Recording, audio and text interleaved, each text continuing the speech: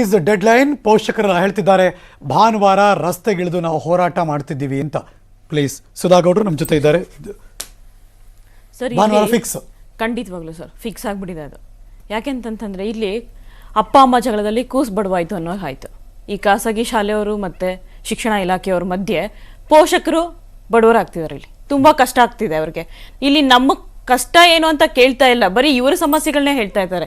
ಇವನ್ ಗ್ರಾಮೀಣ ಪ್ರದೇಶ ಇರ್ಬೋದು, ನಗರ ಪ್ರದೇಶ ಇರ್ಬೋದು, ಎಲ್ಲದೂ ಸ್ಕೂಲೇ, ಎಲ್ಲದೂ ಈಗ ನಿಮ್ ಪ್ರಕಾರ ಎಷ್ಟು 75% ಕಡಿಮೆ ಮಾಡಬೇಕು ಅಂತ? ಹೌದು. ಓಕೆ, ಅದ್ರ ಹಿಂದೆ ಮುಂದೆ ಬರ್ತೀರಾ ಹೆಂಗದು? ಸರ್ ಇವರು ನಮಗೆ ಯಾವ ರೀತಿಯಾದಂತ ಆಶ್ವಾಸನೆಗಳ ಕೊಟ್ಟಿರ್ತಾರೆ ಅದ್ರ ಮೇಲೆ ನಾವು 75% ಬೇಕು ಅಂತ ಕೇಳ್ತಾ ಇದ್ವಿ. ಯಾಕಂದ್ರೆ ಈಗ ಆನ್ಲೈನ್ ಕ್ಲಾಸಸ್ ನಡೀತಾ ಇದೆ ಎಲ್ಲ ಮಕ್ಳಿಗೂ, ಎಲ್ಲರಿಗೂ ಆಫ್ಲೈನ್ ಅಲ್ಲಿ ಕ್ಲಾಸಸ್ ಸ್ಟಾರ್ಟ್ ಆಗಿಲ್ಲ. ಈಗ ಶುರು ಆಗಿದ್ರು 1 ತಿಂಗಳಾಗಿದೆ ಅಷ್ಟೇ ಶುರುವಾಗಿ. ಇನ್ನು ನೆಕ್ಸ್ಟ್ ಇರೋದು ಇನ್ನೊಂದು 2 ರಿಂದ 3 ತಿಂಗಳು. 3 ತಿಂಗಳಿಗೆ ಫುಲ್ ಪೇಮೆಂಟ್ ಕೊಡಿ ಅಂತ ಕೇಳಿದ್ರೆ ಎಲ್ಲಿಂದ ಪೇಮೆಂಟ್ ಮಾಡ್ಲಿಕ್ಕಾಗುತ್ತೆ? ಅಂದ್ರೆ 75% ಎಲ್ಲಿಂದ ಪೇಮೆಂಟ್ ಮಾಡೋಕ್ಕಾಗತ್ತೆ? ಪೇರೆಂಟ್ಸ್ಗೆ ಎಷ್ಟು ಕಷ್ಟ ಇದೆ ಅಂತ ಅಂದ್ಬಿಟ್ಟು ಒಂದು ಸಲನೂ ಇವ್ರು ಕೇಳ್ತಾನೆ ಇಲ್ಲ. ನಿಮ್ಮ ಸಮಸ್ಯೆ ಏನು, ನಿಮ್ಗೆ ಎಲ್ಲ ಆಗತ್ತಾ ಕಟ್ಲಿಕ್ಕೆ, ನಿಮ್ಮ ಪರಿಸ್ಥಿತಿ ಏನೋ, ನಿಮ್ಮ ಸ್ಥಿತಿ ಏನೋ, ನಿಮ್ ಗತಿ ಏನೋ, ಏನು ಕೇಳ್ತಾ ಇಲ್ಲ. ಇಲ್ಲಿ ಇವ್ರು ಕೇಳ್ತಾ ಇರೋದು ನೀವು ಕಟ್ಟಬೇಕು ಅಷ್ಟೇ. ನಾನು ನಿಮ್ಮನ್ನು ಕೇಳ್ಬಿಡ್ತೀನಮ್ಮ ಸ್ಟ್ರೈಟ್ ಕ್ವಶನ್.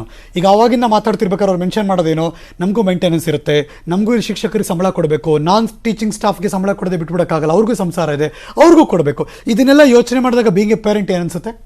ಸರ್ ಖಂಡಿತವಾಗ್ಲೂ ಎಲ್ಲರಿಗೂ ಕೊಡಬೇಕು. ಟೀಚರ್ಸ್ ಬಗ್ಗೆ ನಾನು ಏನು ಮಾತಾಡ್ತಾ ಇಲ್ಲ, ಟೀಚರ್ಸ್ಗೆ ಕೊಡ್ಲೇಬೇಕು, ಇಲ್ಲ ಅಂತ ಹೇಳೋದಿಲ್ಲ.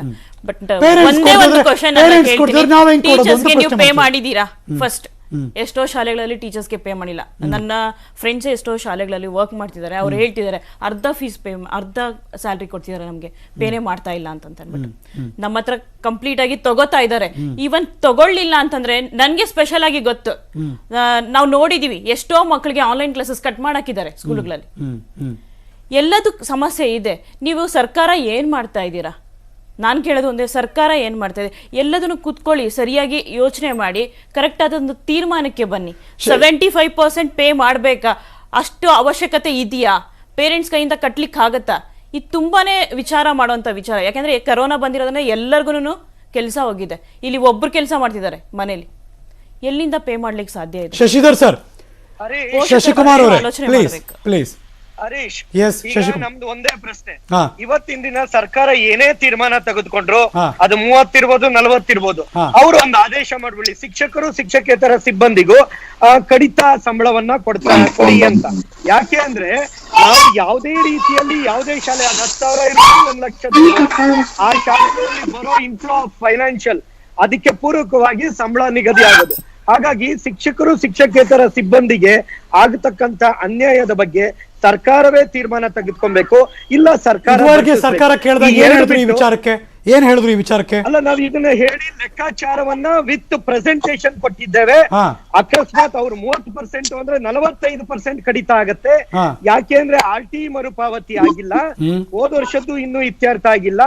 ಜೊತೆಗೆ ಇವತ್ತು 10ನೇ ಕ್ಲಾಸ್ ಅಲ್ಲಿ ಪಾಸ್ ಆಗೋಗಿದ್ದಾರೆ, 1ನೇ ಕ್ಲಾಸ್ ಅಥವಾ LKG UKG ದಾಖಲಾತಿನೇ ಆಗಿಲ್ಲ ಬಹುತೇಕ ಶಾಲೆಯಲ್ಲಿ.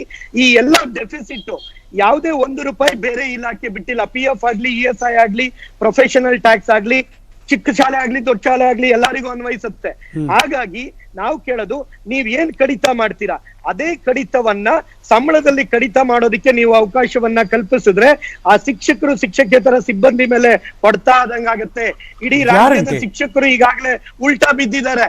ಈಗಾಗ್ಲೇ ಅವರು ಸೋಷಿಯಲ್ ಮೀಡಿಯಾದಲ್ಲಿ ಕ್ಯಾಂಪೇನ್ ಮಾಡ್ತಾ ಇದ್ದಾರೆ, ನಮಗೆ ಅನ್ಯಾಯ ಆಗ್ತಾ ಇದೆ, ನಮಗೆ ಈಗ ಅರ್ಧ ಸಂಬಳ ಅಂದ್ರಲ್ಲ, ಅರ್ಧ ಸಂಬಳ ಕೊಡೋ ಉದ್ದೇಶ 70% ದಾಖಲಾತಿನೇ ಆಗಿಲ್ಲ ಇನ್ನು ಬಜೆಟ್ ಶಾಲೆಗಳಲ್ಲಿ.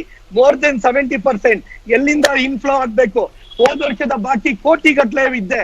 ಹೋದ ವರ್ಷದ್ದು ಅಂದ್ರೆ ಕರೋನಾ ಇಲ್ದೇ ಇದ್ದವಾಗ ಪಾಲಕ ಪೋಷಕರು ಕೋಟ್ಯಾಂತರ ರೂಪಾಯಿ ಬಾಕಿ ಉಳಿಸ್ಕೊಂಡಿರೋದು ಕೂಡ ಇವತ್ತವರೆಗೂ ಕಟ್ಟಿಲ್ಲ.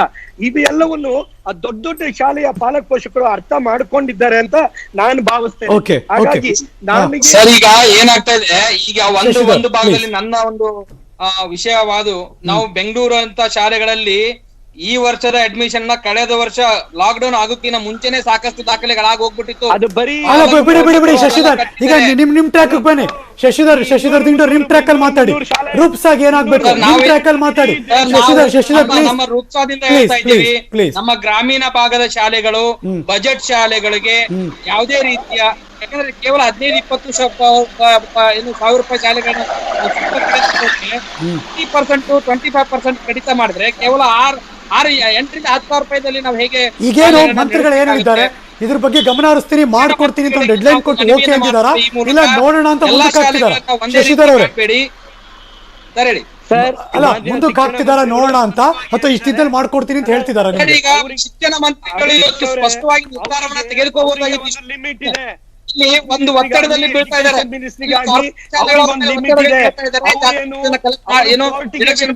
ಸುಪ್ರೀಂ ಕೋರ್ಟಿನ ಆದೇಶಗಳ ಶಿಕ್ಷಣ ಮಂತ್ರಿಗಳ ಮೇಲೆ ಅನಗತ್ಯ ಒತ್ತಡ ಇರೋದ್ರಿಂದ ನಮ್ಮ ರೂಪದ ಬಹಳ ಸಮಂಜಸವಾಗಿದೆ.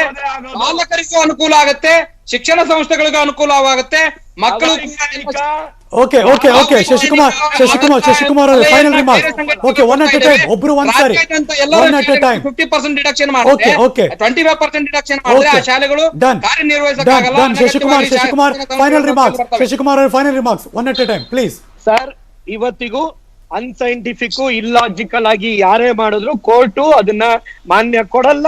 ಹಾಗಾಗಿ ಪಾಲಕ ಪೋಷಕರು ಕೂಡ ಅರ್ಥ ಮಾಡ್ಕೊಬೇಕು, ಶಾಲೆಯವರು ಅರ್ಥ ಮಾಡ್ಕೊಂಡು ಮಾನವೀಯತೆಯ ದೃಷ್ಟಿಯಲ್ಲಿ ಇಂಡಿವಿಜುವಲ್ ಪೇರೆಂಟಿಂಗ್ ನಿಜವಾಗ್ಲೂ ಕೆಲಸ ಕಳ್ಕೊಂಡು ಇಲ್ಲಿ ಯಾಕೆ ಅಂದ್ರೆ ಸರ್ಕಾರಿ ಶಾಲೆ ಆಗ್ಲಿ ಸರ್ಕಾರದ ಸಂಬಳ ತಗೊಂತ ಇರೋರು ಯಾರು ಕಟ್ಟಿಲ್ದೇ ಇರೋದ್ರಿಂದ ಅವರಿಗೆ ಪ್ರತ್ಯೇಕ ಮಾನದಂಡಗಳನ್ನ ಹಾಕ್ಬಿಟ್ಟು ಒಂದು ರೈಡರ್ ಹಾಕ್ಬಿಟ್ಟು ಒಂದು ಕಮಿಟಿನ ಏನು ಅದಕ್ಕೆ ಮಾತ್ರ ಒಂದು ನಿಗದಿ ಪಡಿಸ್ಬಿಟ್ಟು ಸರಿಯಾದ ರೀತಿಯಲ್ಲಿ ಮಾಡಿದ್ರೆ ಮಾತ್ರ ಪಾಲಕ ಪೋಷಕರಿಗೆ ಒಳ್ಳೇದಾಗತ್ತೆ.